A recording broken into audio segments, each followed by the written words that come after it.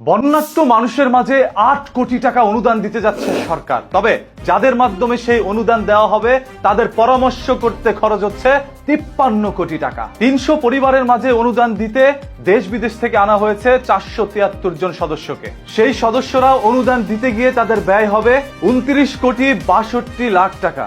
মানে ৮ কোটি টাকার অনুদান দিতে গিয়ে তারা ব্যয় করে ফেলছে ৫৩ কোটি টাকা। ২৯,৬২,০০,০০০ টাকা হচ্ছে তাদের যাতায়াত খরচ বা তাদের ওইখানে থাকার জন্য ব্যয় হচ্ছে, পরামর্শ করতে ব্যয় হচ্ছে।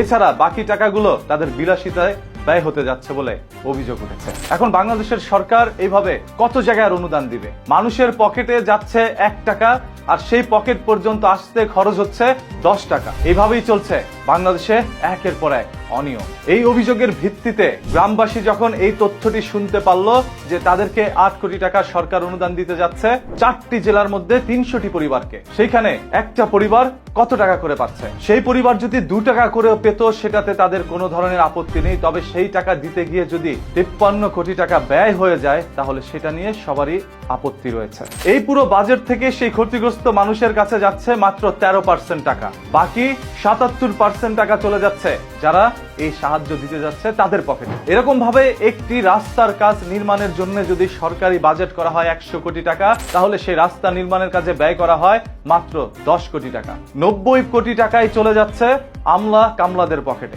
এই দেশের মানুষ যদি কোনো বিপদে পড়ে তাহলে তার বিপদ থেকে উদ্ধার করার কথা বলে নেতাদের হাত যেন আঙুল ফুলে কলাগাছ হয়ে যায়। তারা এমন টাকা আত্মসাৎ করতে চায় যে আজীবন আর টাকার দরকার নাই, একবার মারতে পারলেই কোটিপতি। এরপর শুধু বাংলাদেশী নয়, প্রবাসের মাটিতেও বাড়ি ঘর করে নেয়। কারণ কখন কোথায় পলাতে হয় কার বলা তো যায় না। এই পৃথিবীর বুকে যারাই অনিয়ম করেছে, যারাই ফ্যাসিস্ট হয়ে উঠেছিল, তাদের সবার পতন হয়েছে। তাই কেউ যদি এইভাবে অনিয়ম করে জনগণের কথা বলে কোটি কোটি টাকা আত্মসাৎ করে ফেলে, তাহলে সেটা এই দেশের প্রশাসন, পৃথিবীর প্রশাসন যদি বিচার করতে না পারে, আল্লাহ তাআলা এটার বিচার করবেন, এই প্রকৃতি এটার বিচার করবেন। সেটা খাতা কলমে লিখে রাখেন। আওয়ামী লীগ সরকার থাকতে যারা অনিয়ম করেছে, কোটি কোটি টাকা আত্মসাৎ করেছে, তাদের নামে হাজার হাজার মামলা হচ্ছে।